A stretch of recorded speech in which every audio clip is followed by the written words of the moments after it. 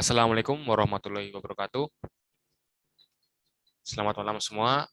Perkenalkanlah kami dari kelompok 4 akan mendiskusikan hasil diskusi kami mengenai presentasi week 5 mengenai static and dynamic characteristic of signal dan measurement system behavior.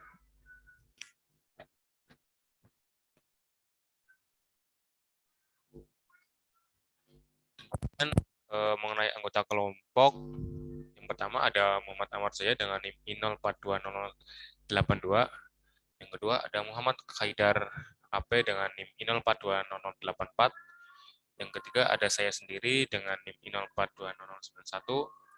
4 ada Muhammad Salman Al-Farisi dengan NIM I042095. Dan yang terakhir ada Novel Syafiq Maulana dengan NIM I04200105. Untuk table of contents atau daftar isi dari presentasi kami, yang pertama ada bab static and dynamic characteristic of signal. Yang pertama ada introducing, kedua ada input-output signal concept, yang ketiga adalah analisis sinyal, 4 ada signal amplitude and frequency, yang 5 ada further transform and the frequency spectrum. Kemudian untuk tabel atau daftar isi dari measurement system behavior, yang pertama ada introduction, yang kedua ada general model for a measurement system, 3 ada special case and of the general system model, 4 transfer function, 5 path linearity, 6 ada multiple function input, dan yang ketujuh dan terakhir ada coupled system. Kemudian akan dijelaskan oleh teman saya berikutnya mengenai pendahuluan. Oke, baiklah. Terima kasih atas waktunya. Jadi kali ini kita akan memulai presentasi mengenai tentang static and dynamic signal, yaitu mengenai suatu sinyal yang bergerak secara statis dan dinamis. Pertama kita akan mulai dengan pendahuluan terlebih dahulu. Seperti yang kita tahu ya teman-teman semua, bahwa suatu sistem pengukuran itu adalah salah satu cara mengambil suatu besaran ya, yang bisa diambil sebagai input dan kemudian diubah menjadi suatu besaran output yang dapat diamati ataupun direkam. Jadi yang dapat diamati dan direkam itu merupakan hasil output dari suatu pengukuran dari suatu variabel yang kita lakukan pengukuran dengan suatu instrumen. Next. Static and dynamic characteristic of signals. Next. Nah, pertama adalah konsep sinyal input dan output. Jadi apa sih konsep yang terdapat dalam sinyal output dan output itu? Nah, jadi dalam suatu input sinyal itu kita perlu memperhatikan 3 aspek utama. Dan ini merupakan salah satu hal yang cukup penting dalam melakukan suatu pengukuran dan merupakan basic yang sangat dasar. Yang pertama adalah kita perlu melakukan pemilihan instrumen pengukuran yang tepat untuk melakukan suatu pengukuran. Nah, dengan pengukuran yang dilakukan itu kan dapat dilakukan dalam segala macam kondisi ya, entah itu berubah karena kondisi lingkungan ataupun terhadap variabel yang kita ukur gitu. Itu memiliki pengaruh yang besar terhadap hasil suatu pengukuran. Maka dari itu kita perlu melakukan pemilihan suatu instrumen yang tepat untuk melakukan suatu pengukuran. Ya, mungkin lebih mudahnya mungkin kita mengukur suatu suhu, yaitu kita menggunakan termometer. Tidak mungkin kita mengukur suatu suhu itu menggunakan sebuah meteran ataupun dinamometer dan hal lainnya. Itu salah satu contoh pemilihan instrumen pengukuran yang tepat. Dan selanjutnya adalah kita perlu memperhatikan yang namanya range limit. Nah, setelah kita mengetahui instrumen yang tepat untuk digunakan dalam suatu pengukuran, kita perlu memperhatikan range limit dari suatu sistem instrumen pengukuran tersebut. Nah, jadi pengaruhnya adalah suatu range limit itu sangat mempengaruhi suatu hasil pengukuran yang dapat dikatakan seperti keakuratan dan juga presisinya. Contohnya seperti kita melakukan pengukuran suatu ketegangan listrik menggunakan suatu voltmeter yang mana itu range limitnya itu tidak tepat dengan tegangan listrik yang kita gunakan. Bisa saja itu tidak menghasilkan hasil pengukurannya bisa salah karena range limitnya itu tidak tepat. Contoh lainnya itu kita bisa menggunakan voltmeter yang batas bawahnya itu lebih kecil. Contoh kita mengukur aliran listrik dengan 5 volt, kita tidak mungkin menggunakan instrumen yang batas bawahnya itu 10 volt. Dia tidak akan bisa mengukur di bawah 10 volt. Itu merupakan range limit yang dapat dilakukan pengukuran dalam suatu instrumen. Dan yang selanjutnya adalah suatu aspek lagi adalah suatu input pengukuran dapat melibatkan waktu dan spasial. Cenderung dalam suatu variabel pengukuran tersebut dapat mengalami perubahan dalam waktu maupun dalam suatu ruang, seperti pengaruh lingkungan dan juga banyak sekali faktor yang mempengaruhi perubahan variabel tersebut. Maka dari itu kita perlu memperhatikan kontrol-kontrol apa yang harus kita lakukan terhadap sinyal tersebut agar dapat dianalisa dengan mudah. Next.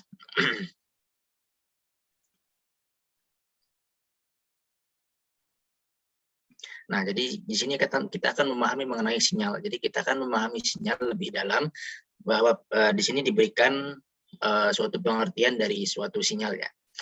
Sinyal adalah informasi fisik tentang variabel terukur yang ditransmisikan antara proses dan sistem pengukuran, antara tahapan sistem pengukuran ataupun sebagai output dari sistem pengukuran. Jadi sinyal itu merupakan suatu penggambaran ya terhadap suatu variabel. Contoh kita punya variabel tertentu, dia memiliki karakteristik seperti itu, kemudian diberikan suatu penggambaran merupakan yang dinamakan dengan sinyal. Next.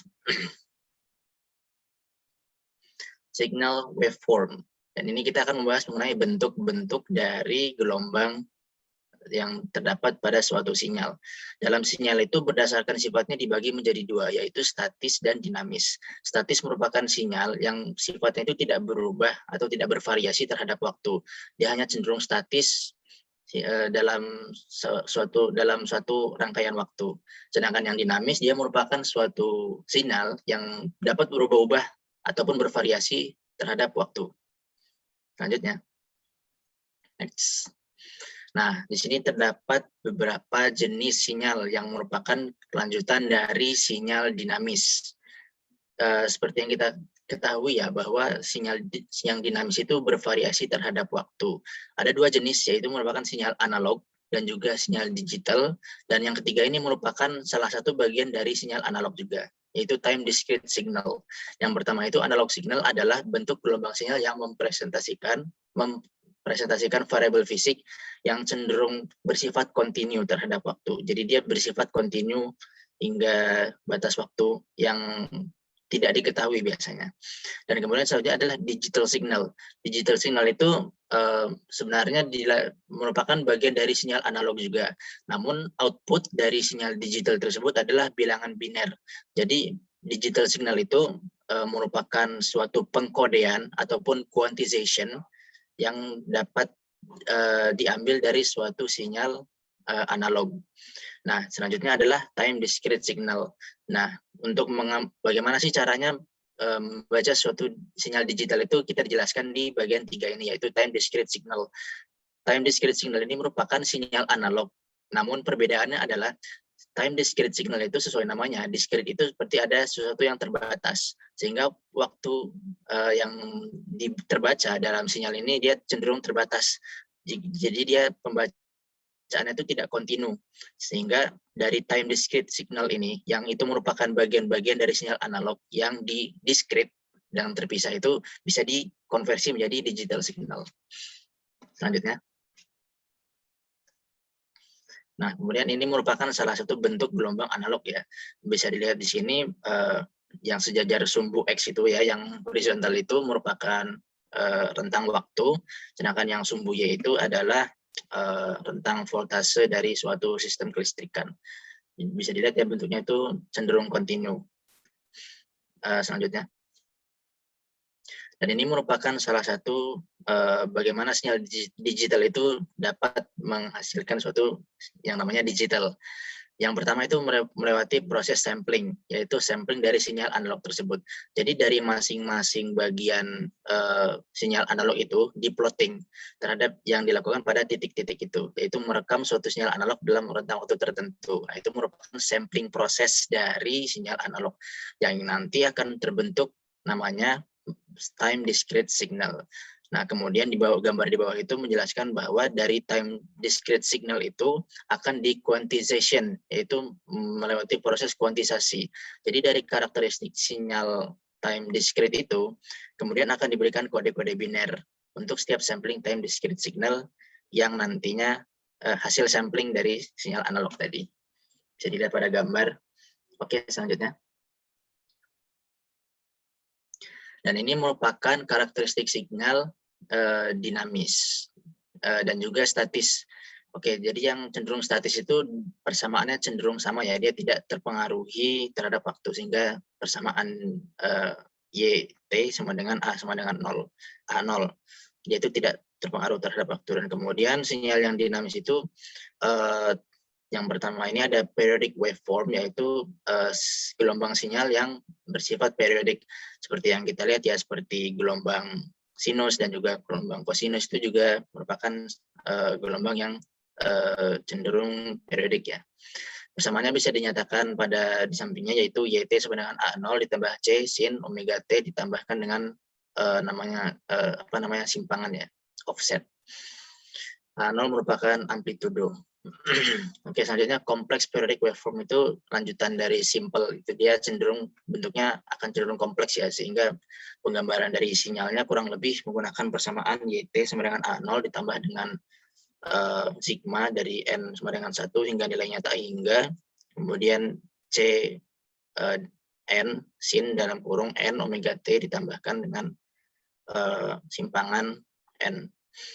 Dan kemudian ada yang namanya aperiodic waveform. Jadi aperiodic waveform itu merupakan bentuk sinyalnya, dia itu tidak periodik. Jadi bentuknya itu tidak bersifat periodik ya. Bentuknya itu cenderung berubah dari satu tahapan waktu ke di waktu lainnya dia cenderung berubah. Seperti bentuknya terdapat ini ada step waveform, kemudian ada ramp, ada pulse juga. Dari persamaannya bisa dilihat di sampingnya. Itu merupakan contoh penggambaran dari masing-masing bentuk sinyal yang aperiodic. Oke, selanjutnya adalah non-deterministic waveform. Non-deterministic waveform adalah salah satu sinyal yang dia tidak bisa ditentukan. Kita tidak bisa memprediksi bentuk sinyalnya yang ke depan seperti apa. Mungkin dari 1 detik ke depan, kita tidak bisa memperkirakan dari bentuk sinyalnya seperti apa. Dan ini merupakan salah satu lanjutan dari kompleks periodic waveform. Dan dari persamaan itu bisa didekati dengan persamaan yang sama dengan kompleks periodic waveform di atas. Oke, selanjutnya. Selanjutnya adalah signal analysis. Oke, dari beberapa persamaan di atas tadi dapat diambil suatu nilai rata-rata yang di sini digunakan namanya signal mean value, yaitu nilai rata-rata dari suatu sinyal. Nah, di sini diberikan rumus dengan Y rata-rata sama dengan integral, batas bawahnya merupakan T1 dengan batas T2 persamaan YT terhadap DT dibagi dengan integral lagi di bawah suatu nilai yang kemudian diintegralkan terhadap T. Oke, selanjutnya. Bab ini akan dijelaskan oleh teman saya. Ya, di sini saya akan melanjutkan mengenai sinyal amplitude dan frekuensi.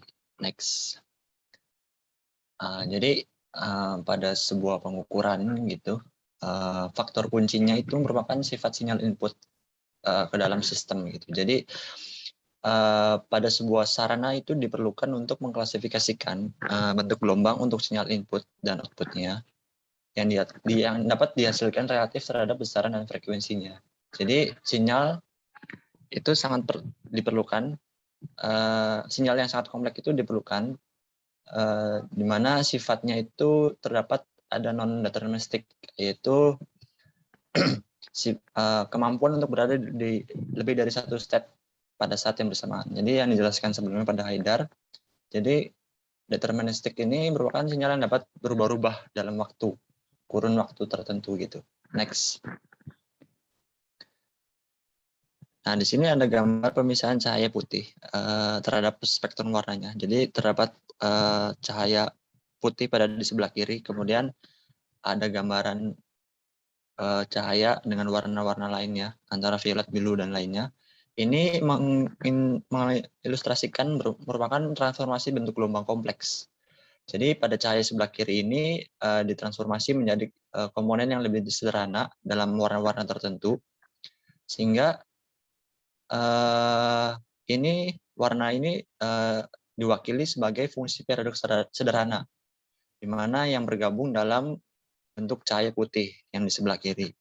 Jadi ini juga termasuk analisis Fourier, di mana bersifat matematis yang setara dengan kompleks prima, di mana hal ini merupakan fungsi dari periodik sederhana, di mana fungsi periodik sederhana ini memungkinkan respon sistem pengukuran didefinisikan dengan cukup baik dengan memeriksa output dan inputnya dari bentuk gelombang tertentu yang dalam pengukuran. Next. Nah, dan di sini ada periodik sinyal. Jadi dalam konsep dasarnya frekuensi dan amplitudo dapat dipahami melalui pengamatan dan analisis gerak periodik. Jadi sinyal periodik ini adalah sinyal yang mengalami pengulangan bentuk yang sama pada selang waktu tertentu. Contohnya ini merupakan sinyal sinusoidal dan sinyal non sinusoidal yang diulang secara berkala pada sebuah gelombang gitu. Untuk seperti contohnya itu untuk gelombang persegi panjang yang digunakan dalam radar radio. Jadi bentuknya itu berulang-ulang gitu. Next. Nah, dan di sini ada periodik. Jadi periodik ini merupakan waktu yang dibutuhkan massa untuk menyelesaikan satu siklus lengkap gerak. Jadi pada umumnya diwakili oleh simbol T, di mana frekuensi terkait dengan periode didefinisikan sebagai jumlah siklus lengkap gerakan persatuan waktu. Yang frekuensi ini atau F diukur dalam siklus per detik. Sementara kan di sini ada persamaan T sama dengan 2pi per omega. 2pi per omega ini merupakan siklus frekuensi dengan satuan radian. Sementara yang 1 per F ini merupakan satuan per detiknya. Next. Nah, dan di sini ada frekuensi analisis. Jadi dalam pengukuran itu banyak sinyal yang dihasilkan dari pengukuran variabel dinamis yang bersifat non-deterministik, yang memiliki tingkat perubahan tertentu yang dapat menyulitkan sistem pengukuran. Jadi pada pengukuran itu terdapat hasil-hasil sinyal-sinyal yang beberapa waktu itu dapat berubah gitu. Jadi untuk itu kita dapat memisahkan sinyal tersebut ke dalam fungsi sinus dan kosinus. Dengan kata lain, setiap sinyal kompleks dapat dianggap sebagai terdiri dari sinus dan kosinus dari periode yang berbeda amplitudenya, yang ditambahkan bersama-sama dalam seri trigonometri tak terbatas. Next. Nah, jadi secara teori, analisis Fourier pada dasarnya memungkinkan untuk semua fungsi matematika dari kepentingan praktis untuk diwakili oleh serangkaian sinus dan kosinus yang tak terbatas. Jadi berikut terdapat definisinya yang berhubungan dengan analisis Fourier. Yang pertama ada fungsi Y. T adalah fungsi Y dari T adalah fungsi periodik jika ada bilangan positif T. Sehingga Y dalam kurung T plus T sama dengan YT. Dengan periode YT ini adalah T jika Y1T dan Y2T memiliki periode, maka ada koefisien dari AY1 dari T plus BY2T. Kemudian yang kedua ada deret trigonometri dapat ditulis dengan A0 plus A1 cos T plus B1 sin T plus A2 cos T cos 2T plus 2B2 sin 2T, dan seterusnya. Di mana nilai AN dan BN adalah koefisien deretnya. Next. Dan berikut ada Fourier series and coefficient. Jadi sebuah fungsi periodik Y T ini dengan periode T sama dengan 2pi harus diwakili oleh deret trigonometri, sehingga untuk setiap T, nilai T dengan persamaan YT sama dengan A0 plus sigma N plus sama dengan 1 sampai T terhingga dengan AN plus coN T plus BN sin NT. Jadi dengan demikian untuk fungsi YT dengan periode 2pi, koefisien deret trigonometri yang mewakili YT adalah dapat diberikan dengan rumus Euler, yaitu seperti di bawah, yaitu A0 sama dengan 1/2 pi sigma integral min pi per pi YT sampai seterusnya itu ada AN, BN yang bisa dibaca di situ. Next.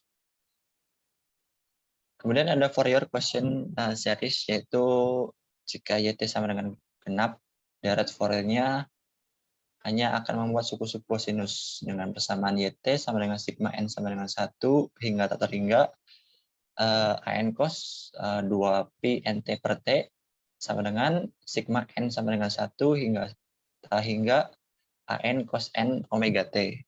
Kemudian ada Fourier sin series, yaitu deret ganjil yang membuat suku-suku kosinus dengan persamaan YT sama dengan sigma N sama dengan 1 hingga tak terhingga BN sin 2pi NT per T dengan sama dengan sigma N sama dengan 1 hingga tak terhingga BN sin N omega T. Next. Nah, berikut akan dijelaskan oleh teman saya.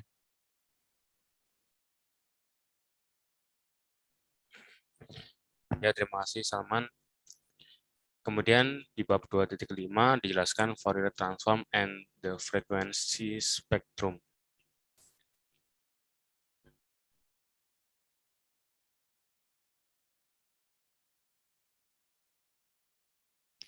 Bisa. Nah, apa sih itu Fourier transform atau transformasi Fourier? Pertama, transformasi Fourier merupakan cetusan oleh Joseph Fourier yang merupakan transformasi integral yang menyatakan sebuah fungsi dalam basis sinusodial. Itu sebuah fungsi sinusodial penjumlahan atau integral dikalikan oleh beberapa koefisien amplitudo.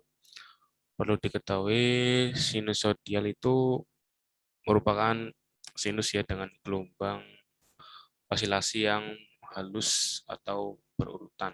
Bukan berurutan, yang sama dan secara berurut. Nah, dalam matematika, deret Fourier ini memiliki penjelasan tersendiri, yaitu merupakan penguraian fungsi periodik yang menjadi penjumlahan fungsi-fungsi berosilasi, itu fungsi sinus dan kosinus ataupun eksponensial kompleks.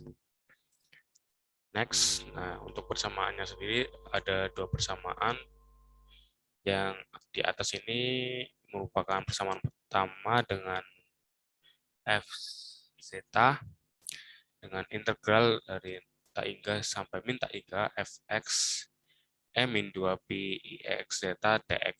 Yang kedua ada fx dengan integral tak hingga min tak hingga dari f zeta e 2pi ix zeta d zeta. Kemudian discrete Fourier transform atau transformasi discrete Fourier. Dalam matematika, transformasi Fourier discrete atau kita singkat aja dengan DFT merupakan mengubah urutan ruang sampel dari suatu fungsi menjadi urutan yang sama dari ruang sampel yang asli dalam transformasi Fourier waktu discrete ataupun DTFT. Jadi DTFT ini bedanya dengan DFT merupakan ada tambahan waktu di sininya yang merupakan kompleks penilai fungsi frekuensi. Yang kita tahu frekuensi itu pasti berhubungan dengan waktu.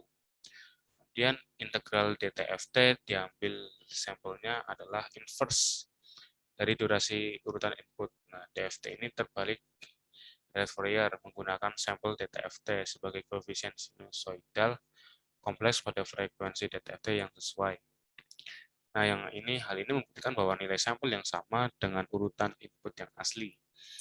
Urutan yang sama dari nilai input yang asli. Oleh karena itu, DFT dikatakan sebagai representasi domain frekuensi dari urutan input yang asli. Kemudian untuk persamaannya sendiri, discrete Fourier transform atau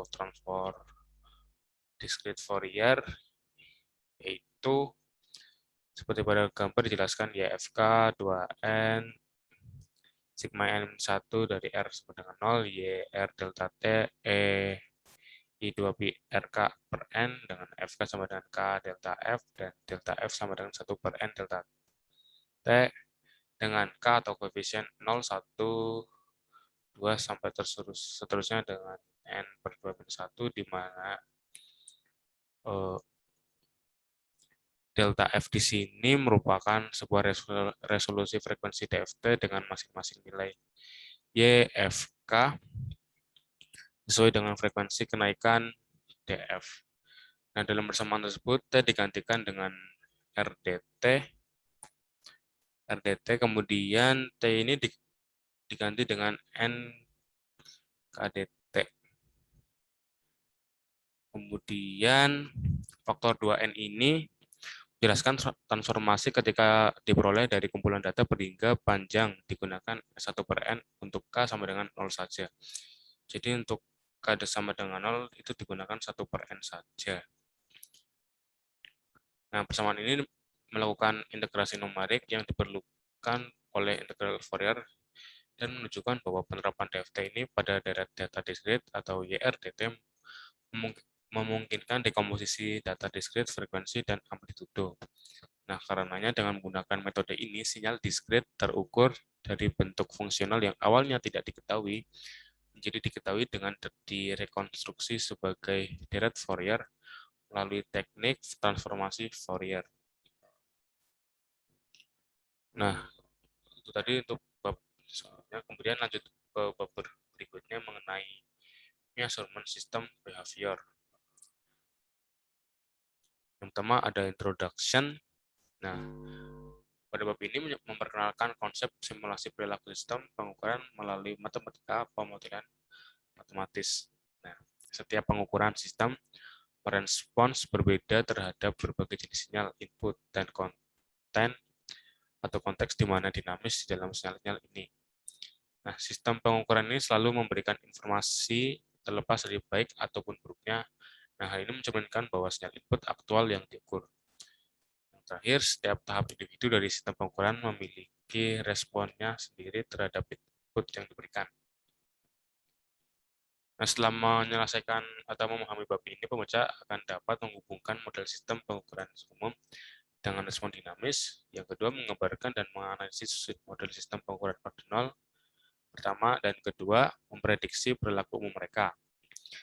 Ketiga, menghitung sensitivitas statis rasio besarnya dan pergeseran fase untuk berbagai sistem input bentuk gelombang. Yang keempat, menyatakan pentingnya linearitas fase dan mengurangi distorsi sinyal.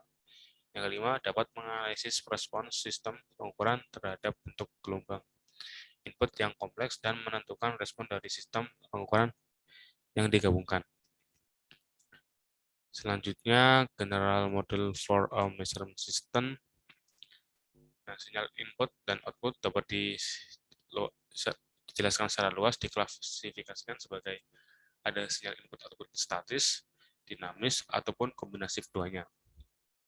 Nah, pengukuran dinamis. Nah, seperti yang dijelaskan di awal tadi oleh Haidar, pada sinyal dinamis, amplitudo sinyal, frekuensi, dan informasi bentuk gelombang umum diperlukan untuk merekonstruksi sinyal masukan ya, ataupun input. Nah, karena sinyal dinamis bervariasi dengan waktu, ditekankan lagi bahwa sinyal dinamis ini bervariasi dengan waktu, sistem pengukuran harus dapat respon cukup cepat untuk mengikuti sinyal input. Selanjutnya, kita perlu memahami bagaimana sinyal input ini diterapkan ke sensor karena berperan dalam respon sistem. Contoh respon waktu dari termometer. Contohnya itu ada respon waktu dari termometer umum untuk mengatur suhu tubuh. Jadi pengukuran dinamis ini berbeda dengan pengukuran yang lainnya karena ini bervariasi dengan waktu. Sebagai contoh, kita mengukur suhu tubuh kita dengan rentang waktu ya. Kita mengukur suhu kita semuanya terbaca 36,2. Nah, selang waktu beberapa detik saja ataupun 5 detik, 2 detik, nah nanti suhu kita itu pasti akan berubah.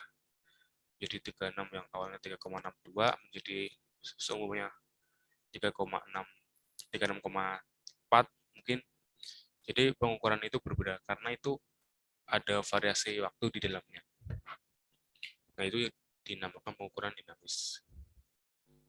Kemudian model sistem pengukuran, nah pada bagian penerapan pemodelan parameter yang disamakan ke sistem pengukuran, dalam parameter ini disatukan pemodelan. Nah, atribut fisik yang terdistribusi secara spasial dari suatu sistem dimodelkan sebagai elemen diskrit. Dengan tujuan menjadi sederhana. Panjangnya dapat digantikan oleh elemen-elemen diskrit dari massa, bekas, dan peredam. Nah, keuntungannya adalah bahwa persamaan ini mengatur model yang berkurang dari partial menjadi diferensial biasa persamaan.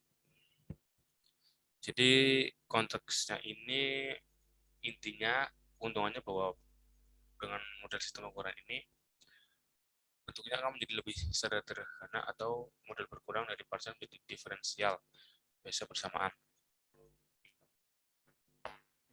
Nah, untuk model sistem pengukuran ini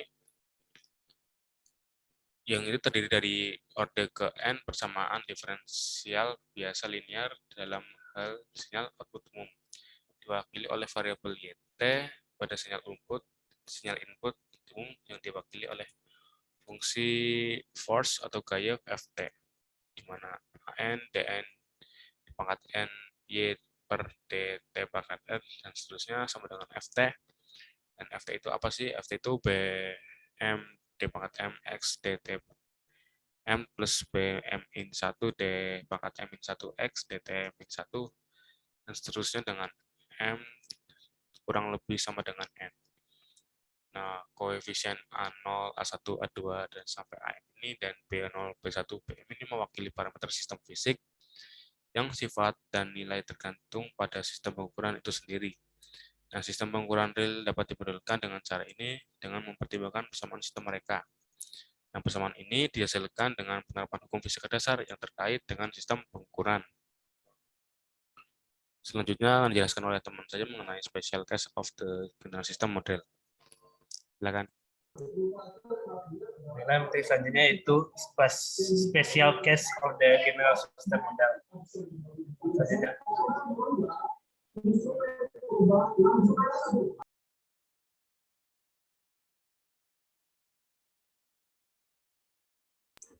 Yang pertama itu zero order system. Model paling sederhana dari sistem pengukuran dan yang digunakan dengan sinyal statis adalah model zero order system. Model ini diwakili oleh persamaan diferensial ordinal yaitu A0 kali Y sama dengan Ft.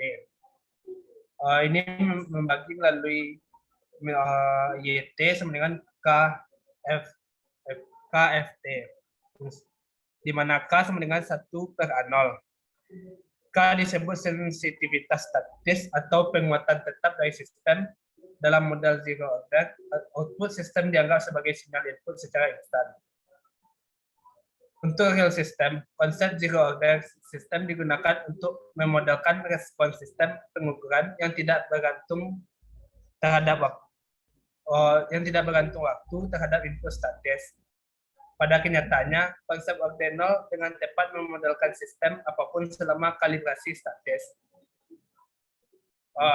Dalam bab ini juga dijelaskan determination of K. Sensitivitas statis ditemukan dari kalibrasi statis sistem pengukuran. Ini merupakan kemiringan kurva kalibrasi K sama dengan dy per dx. Selanjutnya, yang selanjutnya itu first order system. Sistem pengukuran yang mengandung elemen penyimpanan tidak merespons secara instan terhadap perubahan input. Seperti bola lampu yang bertukar energi dengan lingkungannya sampai keduanya berada pada suhu yang sama. Menyimpan energi selama pertukaran. Secara umum, sistem dengan kemampuan penyimpanan ini tetapi gaya inersia diabaikan. Dapat dimodelkan menggunakan persamaan diferensial order pertama dari bentuk A1Y ditambah A0Y sama dengan Ft. Dengan Y sama dengan dy per dt. Membagi dengan A0 memberikan tau Y tambah Y sama dengan KFT, di mana tau sama dengan A1 per A0. Parameter tau ini disebut konstanta waktu sistem. Terlepas dari dimensi fisik A0 dan A1, rasio akan selalu memiliki dimensi waktu. Respon sistem orde pertama umum terhadap dua bentuk sinyal input. Yang pertama itu step function dan step simple periodic function.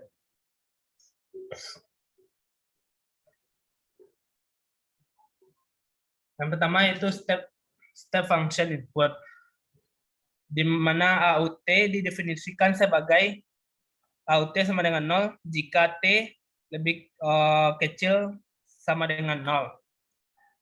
Atau AUT sama dengan A, di mana T lebih sama dengan 0.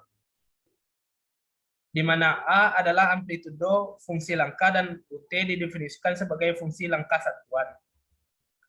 Secara fisik, fungsi ini menggambarkan perubahan mendadak pada sinyal input dari sebuah konstanta nilai suatu magnitudo ke nilai konstan beberapa magnitudo lain. Jika dinyatakan FT sama dengan AUT, lalu disubstitusi ke persamaan orde pertama, maka akan memberikan tau Y tambah Y sama dengan KAUT. Dengan kondisi awal arbit yang dilambangkan dengan Y0 sama dengan Y0. Fungsi Y0 sama dengan Y0. Di mana penyelesaian untuk T lebih sama 0. Yaitu YT sama dengan KA tambah buka kurung Y0 dikurang KA dikali E dipangkat min T per tau. Solusi dari persamaan diferensial ini adalah respon waktu atau hanya respon dari sebuah sistem. Persamaan ini terdiri dari dua bagian, di mana suku pertama dikenal sebagai tanggapan tetap karena sebagai T mendekati tangga. Respon YT mendekati nilai tetap ini. Pada sisi kanan dikenal sebagai respon transien karena besarnya istilah ini akhirnya berkurang menjadi 0.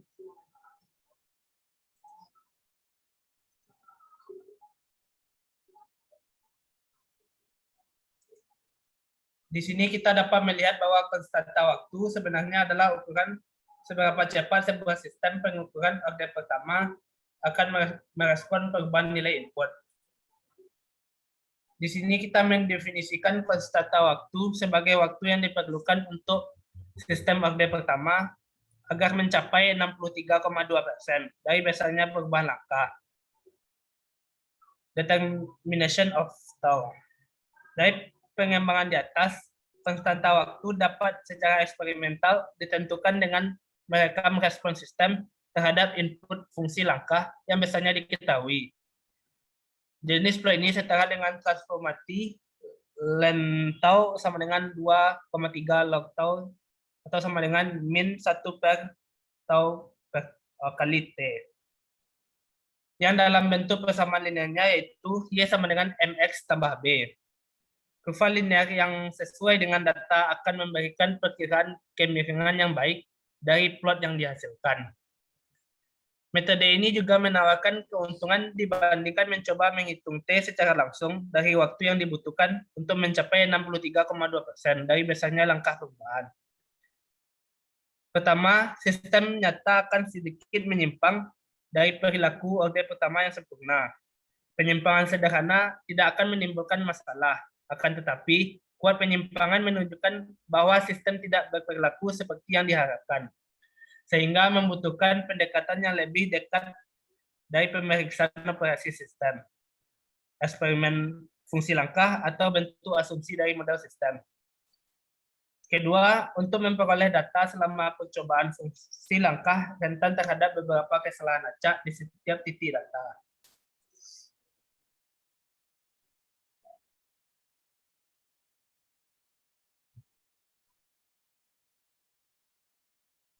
Yang selanjutnya yaitu simple periodic function input.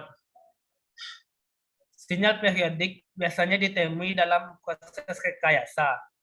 Ketika input periodik diterapkan pada sistem orde pertama, frekuensi sinyal input memiliki peran penting yang berpengaruh pada pengukuran respon waktu sistem dan mempengaruhi sinyal keluaran. Mempertimbangkan urutan pertama sistem pengukuran yang inputnya berupa fungsi periodik sederhana, yaitu Ft sama dengan A sin Wt adalah diterapkan T besar sama 0 dengan rumus tau Y tambah Y sama dengan Ka sin omega T. Dengan kondisi awal Y0 dengan kondisi awal fungsi Y0 sama dengan Y0. Solusi umum untuk persamaan diferensial ini menghasilkan sinyal keluaran sistem pengukuran, yaitu respons waktu terhadap masukan yang diterapkan. Sehingga YT sama dengan C dikali E pangkat min T per tau ditambah Ka per akar 1 tambah omega T dikuadratkan dikali sin omega T kurang tan pangkat min 1 omega tau, di mana nilai C tergantung pada kondisi awal. Istilah pertama pada sisi kanan adalah respon transien. Respon sementara hanya penting selama periode awal setelah penerapan input baru. Dari persamaan di atas, kita melihat bahwa frekuensi dari suku respon stabil tetap sama dengan frekuensi sinyal input.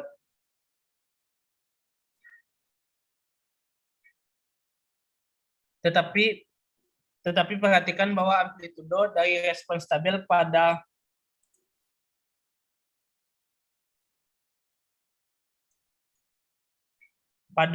nilai frekuensi yang diterapkan, tetapi perhatikan bahwa amplitudo dari respon stabil bergantung pada nilai frekuensi yang diterapkan. Persamaan YT ditulis dalam bentuk umum, yaitu YT sama dengan C pangkat C kali E pangkat min T per tau ditambah B kali omega sin omega T tambah sudut V. Dengan penjelasan B omega sama dengan Ka plus akar 1 tambah omega T dikuadratkan, dan V sama dengan min tan pangkat min 1 dikali min tan pangkat min 1 omega tau.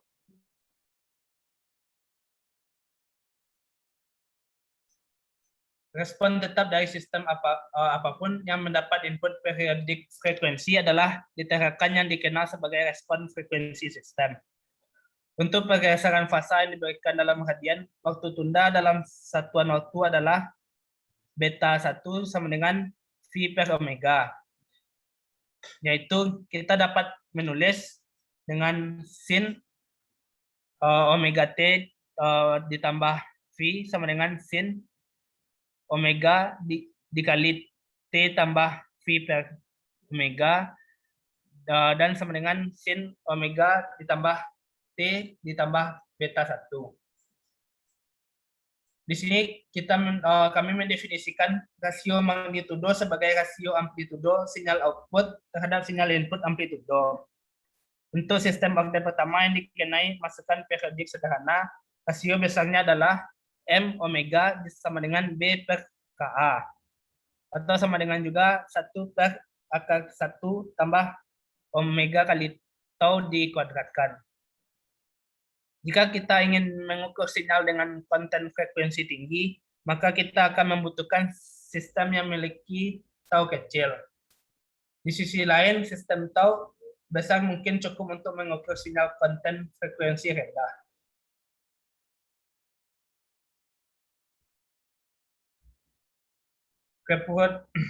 Reproduksi sempurna dari sinyal input tidak akan mungkin terjadi, sehingga beberapa kesalahan dinamis tidak dapat dihindari.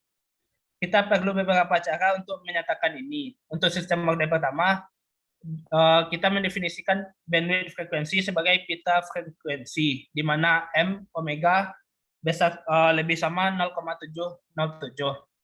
Dalam hal desibel didefinisikan sebagai dB sama dengan 20 log M omega. Determination of frequency response. Respon frekuensi sistem pengukuran adalah kalibrasi dinamis. Dalam hal ini, kalibrasi akan memerlukan penerapan periodik sederhana bentuk gelombang dari amplitudo dan frekuensi yang diketahui ke tahap sensor sistem, serta mengukur amplitudo tahap keluaran yang sesuai dan pergeseran fasa.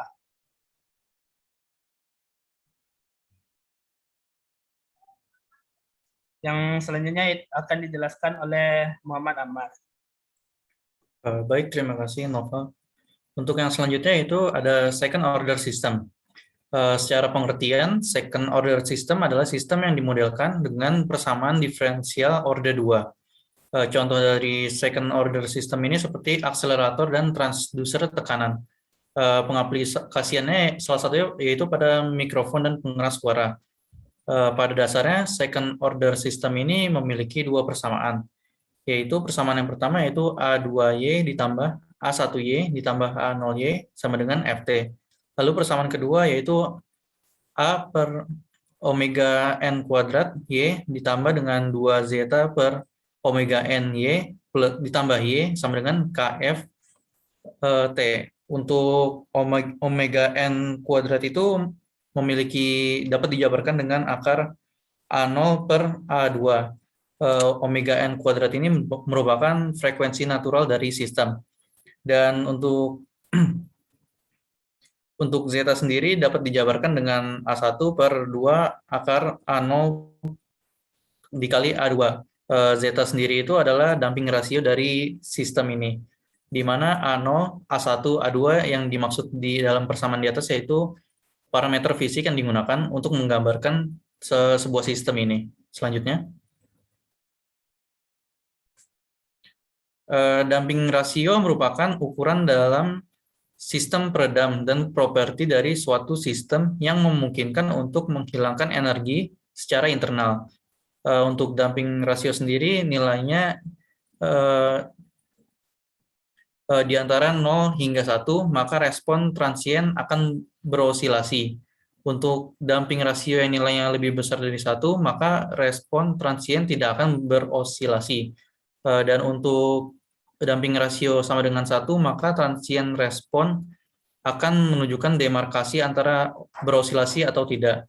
Osilasi sendiri itu maksudnya variasi, secara pengertian yaitu variasi periodik terhadap waktu dari suatu hasil pengukuran. Sementara demarkasi yaitu batas pemisah, artinya terdapat batas yang memisahkan antara satu hal yang berosilasi dan yang tidak berosilasi. Selanjutnya yaitu ada step function input. Step function input ini memiliki tujuan yaitu untuk sifat yang umum dan kecepatan di mana sistem akan merespon perubahan dari input. Persamaan dari step function input itu yaitu ada 3. Yang pertama itu YT sama dengan KA min KA E dipangkatkan dengan zeta. Ini merupakan pada persamaan pertama itu merupakan zeta berada di dalam nilai yaitu 0 hingga 1. Untuk persamaan kedua ini merupakan zeta sama dengan 1, dan persamaan yang terakhir ini merupakan apabila zeta memiliki nilai lebih dari 1. Selanjutnya,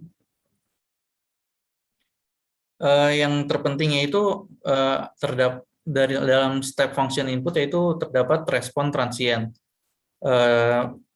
Persamaannya memiliki 2 yaitu TD sama dengan 2pi per omega D atau 1 per FD. Omega D ini sendiri adalah omega N diakarkan 1 dikurang zeta kuadrat, di mana omega D merupakan frekuensi dering.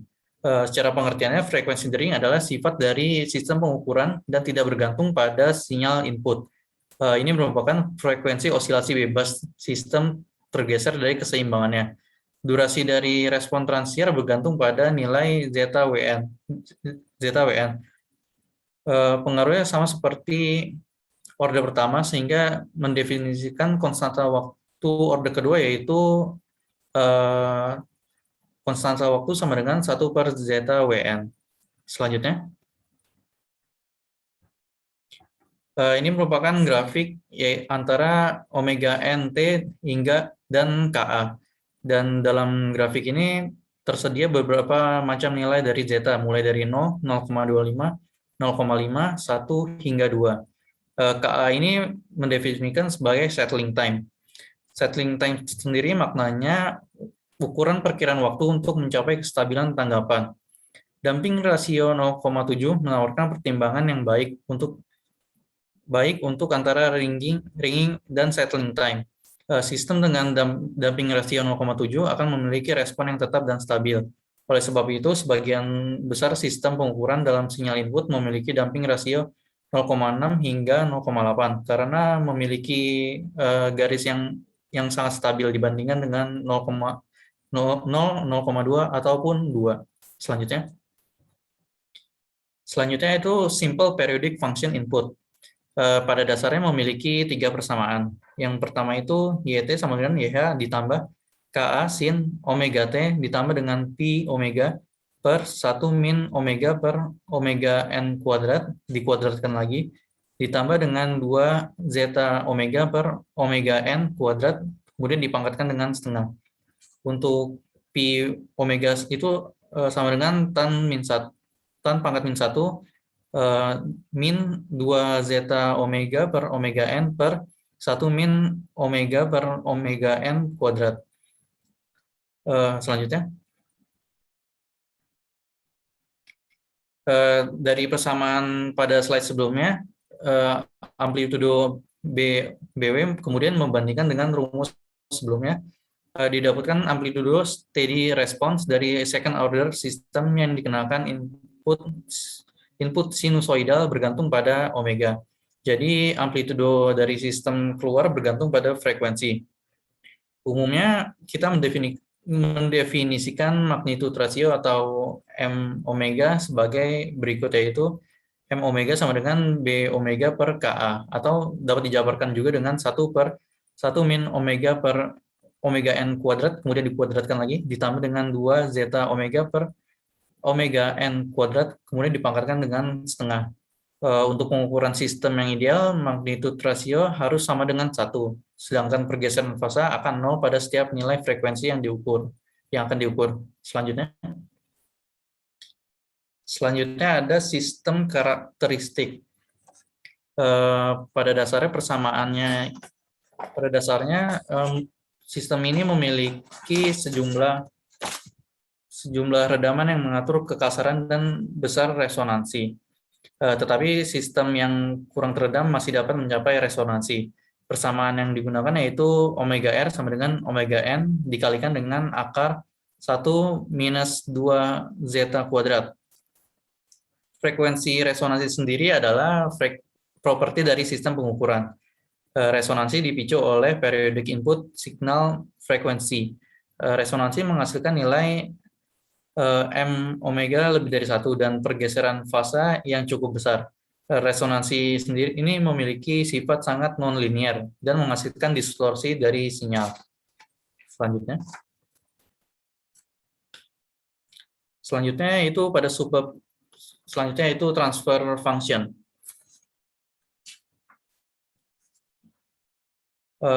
QS merupakan dalam subbab ini QS merupakan fungsi keadaan awal sistem.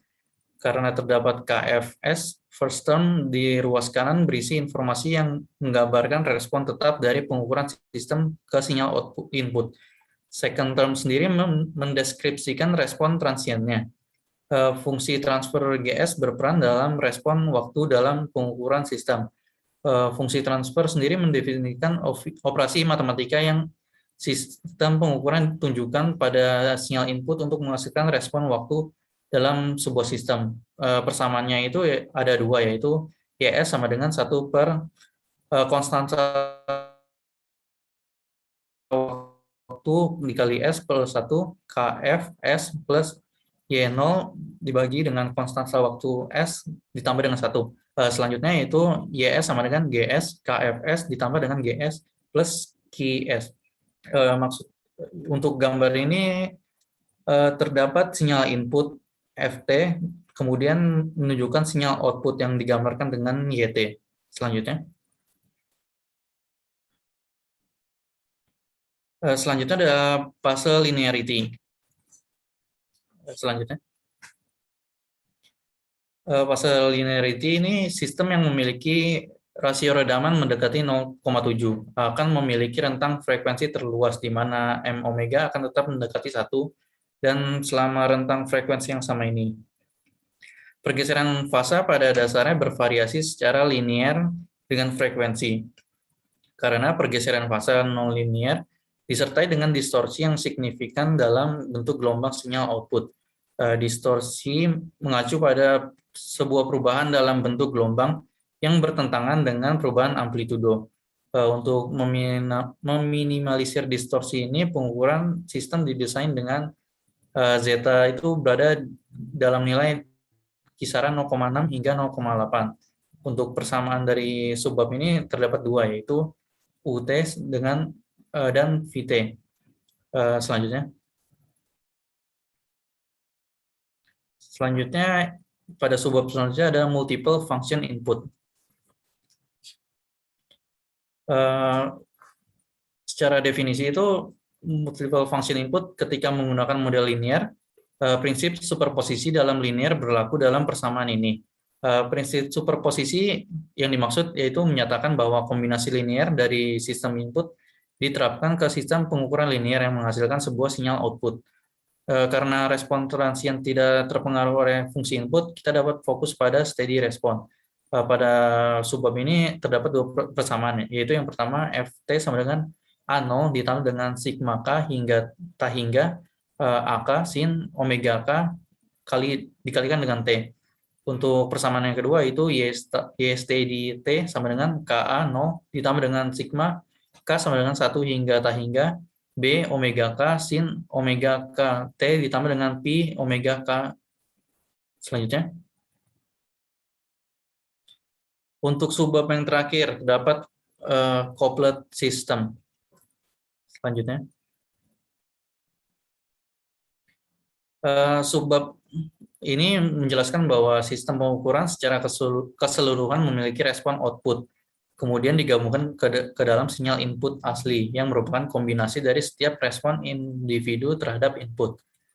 Namun konsep sistem zero, first, dan second order system masih bisa digunakan dalam sistem pengukuran yang digabungkan.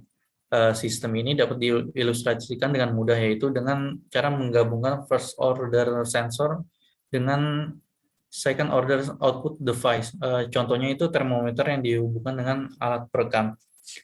Persamaan dalam subbab ini itu YT sama dengan CE dipangkatkan dengan min T per konstanta waktu ditambah dengan KTA dibagi dengan akar 1 plus omega T kuadrat sin omega T ditambah dengan PT. Dan PT itu sama dengan min tan dipangkatkan min 1 omega T. Jadi untuk dapat dijelaskan dari gambar ini yaitu menggabungkan beberapa sistem sehingga digabungkan seperti gambar yang di bawah ini. Selanjutnya. Cukup sekian presentasi dari kelompok 4. Kurang lebihnya mohon maaf. Selamat malam dan terima kasih.